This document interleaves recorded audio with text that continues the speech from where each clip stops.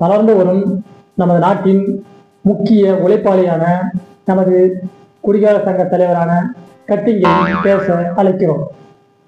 வாங்க வாங்க.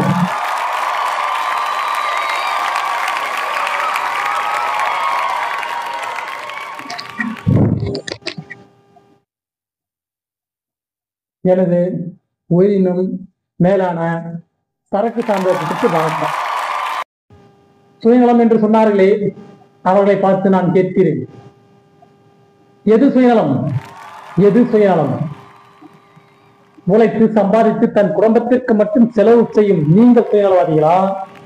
உழைத்து சம்பாதித்த எங்கள் பணத்தை மக்களுக்காக டாஸ்மாக் கடையில் கொண்டு போய் கொட்டும் நாங்கள் சுயநலவாதிகளா? மற்றவரை விட எங்களுக்கு இந்நாட்டின் மீது அதிக அக்கறை என்பதை நான் தெரிவித்துக் கொள்கிறேன். ஏதோ போதையில வண்டியை முன்ன பண்ண ஓட்டிட்டு வருவோம். இதை பார்த்த போலீஸான நீங்க ஏதோ ஒரு கேஸை போட்டு வண்டியை தூக்கிட்டு போயிடுறீங்க. மறுநாள் கண்ணை முடிச்சு பார்த்தா ரோட்டாவில் இருக்கிற காவாயிலிருந்து எந்திரிக்கிறோம், வண்டியை காணோம். எங்களுக்கு பந்தா போஸ்ட் அறிவிக்கணும். நாங்க குடிச்சிட்டு வரும்போது போலீசார் எங்களுக்கு சல்லிட்டு வைக்கணும்.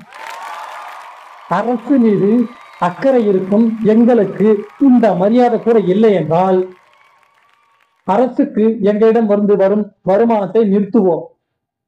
தனியாக கள்ளச்சாராயம் காய்ச்சி குடிப்போம். இதுவே எங்களது கோரிக்கை. இது அரசு ஏற்க வேண்டும் என்று நான் திமிராக கேட்கிறேன். அரசியல்வாதிகளும் மாறலாம், ஆனால் இந்த அரசாங்கத்துக்கு பணம் கொடுக்கும் நாங்கள் மாற மாட்டோம். நன்றி.